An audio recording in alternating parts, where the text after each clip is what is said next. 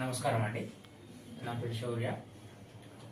ఈరోజు టిఎస్పిఎస్సి నుంచి వచ్చిన ఒక లెటరు, ఏదైతే ఆనరబుల్ హైకోర్టు ఇచ్చిన ఆర్డరు గ్రూప్ 1లో 1:50 నుంచి 1:100 తీసుకోవచ్చు. మీరు దానికి తగ్గట్టుగా చట్టానికి లోబడి మీరు తీసుకోవచ్చు అన్న ఆర్డర్ని పక్కన పెట్టేసి టిఎస్పిఎస్సి రెస్పాండెంట్స్కి, ఎవరైతే పిటిషనర్స్ ఉన్నారో వాళ్ళకి ఒక కాపీ, ఆనరబుల్ హైకోర్టుకి ఒక కాపీ ఇచ్చిన సందర్భంగా అది 1:50 1:50 తీయకుండా ఉండడానికి రీజన్స్ కొన్ని, 1:100 తీయకపోవడానికి రీజన్స్ కొన్ని పెట్టి మొత్తం 1:100 గ్రూప్ 1 అభ్యర్థులనే యొక్క ఆశ మీద నీళ్లు చల్లే ప్రయత్నము టిఎస్పిఎస్సి ఈరోజు చేస్తుంది.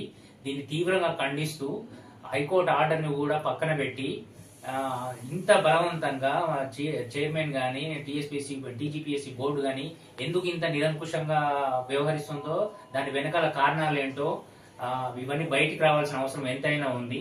దీన్ని తీవ్రంగా ఖండిస్తున్నాం. తెలంగాణ నిరుద్యోగులు, గ్రూప్ 1 ఆస్పిరెంట్లు తీవ్రంగా ఖండిస్తున్నాం. దాని గురించి జడ్సన్ అన్న మాట్లాడాల్సిందిగా కోరుకుంటున్నాం. ఏం లేదు బ్రదర్, ఇవాళ మనం మార్నింగ్కి వెళ్ళి ఎప్పుడైతే బల్మూరు వెంకటి వీడియో తీసిండో, ఏది డేట్లు మేము కోచింగ్ సెంటర్ ఆయన చెప్పినట్టు ఇచ్చిన అని చెప్పేసి ఆయన పదం ఏదైతే వాడిండో, ఇప్పుడు 1:50 ఇచ్చి తీరాలి అనేది బల్మూరు వాయిస్, వీళ్ళ వాయిస్, మహేందర్ రెడ్డి గారి వాయిస్, వీళ్ళందరూ వాయిస్. హైకోర్టు స్పష్టంగా ఇచ్చింది. ఏమని ఇచ్చిందని అంటే, మీకు దీన్ని చేసే అవకాశాన్ని చేయొచ్చు అని చెప్పింది. చేయకుంటే ఏం చేయొచ్చు అని మీరు అన్వేషణ ఉన్నారు. లీగల్ ఒపీనియన్ల గురించి ఎవరికి తెలియదు, తెలియదు చెప్పండి. లీగల్ ఒపీనియన్ ఏది కావాలంటే అది తీసుకోవచ్చు. కాబట్టి లీగల్ ఒపీనియన్ మీకు అనుగుణంగా ఇది రిజెక్టెడ్, ఇది ఎందుకంటే మీకు ఇవ్వాలని లేదు. ఎటు పోయి గ్రూప్ 1 కథం పట్టియాలి. ఎందుకు అంత బలవంతంగా ఎందుకు అంత బలవంతంగా 1:50 తీయాలని ఎందుకు అంత బలంగా పట్టుకున్నారు? అది ఇంకొకటి, ఈ డేట్లు అనేవి కోచింగ్ ఇన్స్టిట్యూషన్ నడుపుకునే వాళ్ళని పిలిచి వాళ్ళతో మాట్లాడుకొని, వాళ్ళతో సంప్రదింపులు చేసుకొని, డేట్లు ఎట్లా ఒక చైర్మన్, కాన్స్టిట్యూషనల్ బాడీ అయిన ఒక టీజీపీఎస్సీ ప్రైవేట్ ఇన్స్టిట్యూషన్ల వాళ్ళతోని దగ్గరికి పిలిచి వాళ్ళతో సంప్రదించి డేట్లు వాళ్ళని అడిగి ఎట్లా డిసైడ్ చేస్తారు? అది స్వయంగా మన ఎమ్మెల్సీ గారు బల్మూరు వెంకట్ గారు ఇవాళ వీడియోలో చెప్పారు. ఆయనే సో క్యాండిడేటే వచ్చి డేట్లు అనౌన్స్ చేసిన అతను ఇవాళ మళ్ళీ దానికి ఎగనిస్ట్ ఆమె నేను నిరాహార దీక్ష కూర్చోవడం అనేది హాస్యాస్పదం అని చెప్పేసి ఆయన స్పష్టంగా చెప్పిండు. అసలు ఏం జరుగుతుంది టీజీపీఎస్ లో, ఏం జరుగుతుంది? ప్రైవేట్ ఇన్స్టిట్యూషన్లతో వీళ్ళకి ములాఖాత్ ఏంది? సెపరేట్ ఒక స్వయం ప్రతిపత్తి ఉన్న ఒక బోర్డు ఇట్లా బిహేవ్ చేయడం అనేది ఇది ఎంతవరకు కరెక్ట్? తెలంగాణ నిరుద్యోగులకు అర్థం కాదా? అర్థమైన వాళ్ళు ఊరుకుంటారా? దానికి ఒక యాడ్ ఇచ్చేది ఉంటుంది. కాకపోతే మేము ఏ డేట్లు పెడితే బాగుంటుంది, మీరు అందరూ వచ్చి డేట్లు ఇవ్వండి, దాని ప్రకారం మీ బోర్డు 5 బోర్డు ఎందుకు వేసారు? 5 బోర్డు, మీరు 5 6 ఉంటారు. మీరు అడుక్కున్న ఒక ఐఏఎస్, బయట పొలిటీషియన్లు, రకరకాల మనుషులు వెనుక మీరు ఎందుకు కూర్చోవాలో చెప్తారు.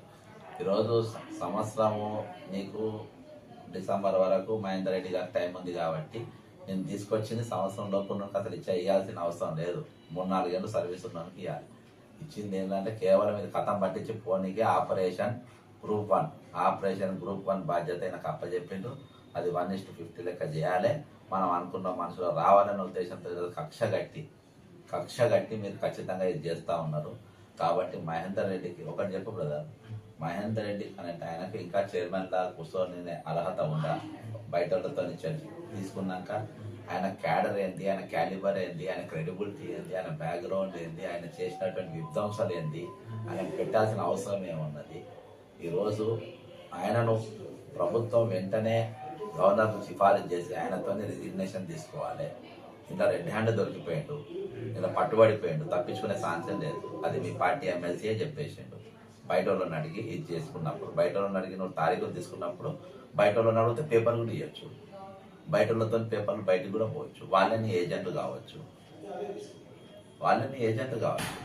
బల్మూరు ఏది మాట్లాడుతుండో ఇలా పేపర్ కూడా అదే, లీగల్ ఒపీనియన్ కూడా అదే రాసింది. 1:100 వద్దు, 1:100 వద్దు, 1:50 అని మీరు ఏదైతే అనుకుంటాం లీగల్ ఒపీనియన్ అదే ఉన్నది. లీగల్ ఒపీనియన్ మీరు ఎట్లా కావాలంటే రాపించుకోవచ్చు. అదేంట.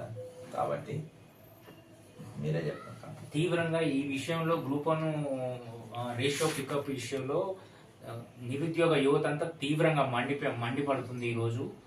వీళ్ళు టీజీపీఎస్సీ బోర్డు తీసుకున్న ఈ ఖచ్చితమైన నిర్ణయాన్ని తీవ్రంగా ఖండిస్తూ దీన్ని ఎట్టి పరిస్థితుల్లో 1:100 తీసుకోవాల్సిందిగా మనవి చేస్తూ ఈ ఉద్యమాన్ని తీవ్రతరం చేయడానికి తెలంగాణ నిరుద్యోగ లోకమంతా ఏకమవబోతుంది.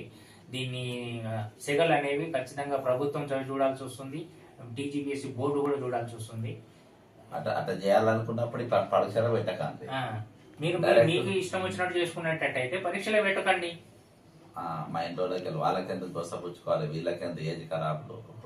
తెలంగాణ కోసం వీళ్ళు గ్రూప్ 1 పేపర్ చింపి అవతల పడేసి వచ్చారు. 2011 నోటిఫికేషన్ ని మాకు కొత్త రాష్ట్రం వచ్చిన తర్వాత మేము మా సొంత రాష్ట్రంలో రాసుకుంటాము అని చెప్పేసి పేపర్ని చింపి వచ్చిన నిరుద్యోగుల పరిస్థితి ఏంది? 12 ఏళ్ల తర్వాత కూడా అదే కొట్లాట, అదే సావు, అదే దుఃఖంతో ఉన్నారు తప్ప ఒరిగింది ఏమీ లేదు. కాబట్టి ప్రభుత్వం వెంటనే ఆలోచించాలి. మీరు మొండి వైఖరి చేసేయాలి. మీరు అది లీగల్ మీరే రాపించారు, మీరే పంపారు. ఈ తమాషాలన్నీ మాకు తెలుసు. మేము కూడా గవర్నమెంట్ కార్పొరేషన్ చైర్మన్ చేసిన వాళ్ళమే. ఏం నడుస్తాయి అన్ని తెలుసు ఫైనల్ మూమెంట్లో. కాబట్టి ఇవన్నీ కథలు పడద్దు. ఫస్ట్ మహేందర్ రెడ్డి అనేటువంటి దిగిపోవాలి. మహేందర్ రెడ్డి మాది ఇప్పుడు 1:50 గ్రూప్ 2 గ్రూప్ 3 పోస్ట్ పెంచుడు కాదు. అసలు ఒక దుర్మార్గంగా నువ్వు వాడ కూర్చున్నావు. నువ్వు అవసరమే లేదు. ఈ వయసులో నువ్వు రిటైర్డ్ అయిన వయసులో ఒక డీజీపీ పోస్ట్ తెచ్చుకొని వయసులో నువ్వు చైర్మన్గా కూర్చొని జనార్దన్ రెడ్డి అనేటువంటి ఇన్ని రోజులు చేసి విలన్ అయి బయటికి వెళ్ళిపోయాడు. నువ్వు కూడా విలన్ కాబోతావు. నువ్వు కూడా విలన్ అవుతావు. జీవితాంతం ఇప్పుడు ఉన్న కొన్ని 30 లక్షల మంది నిరుద్యోగులను నువ్వు ఒక విలన్గా మిగిలిపోతావు. శాపనార్థాలు వాళ్ళ కుటుంబాల శాపనార్థాలు పడ్డాయి. ఖచ్చితంగా టీఎస్పీఎస్లో స్కామ్ జరుగుతుంది, అలా సవాలే లేదు. ఇప్పుడు నేను పేపర్ చదివినాక అవన్నీ చూసినాక నాకు అనుమానం కాదు. అందుకనే బల్మూరు నీవు పోషించినటువంటి డ్రామాలన్నీ బయటకు వచ్చినాయి. ఏమీ తప్పించుకునే ఛాన్స్ లేదు.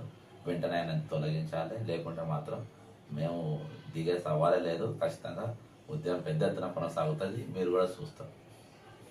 అమరవీరులకు జోహార్లు. జై తెలంగాణ.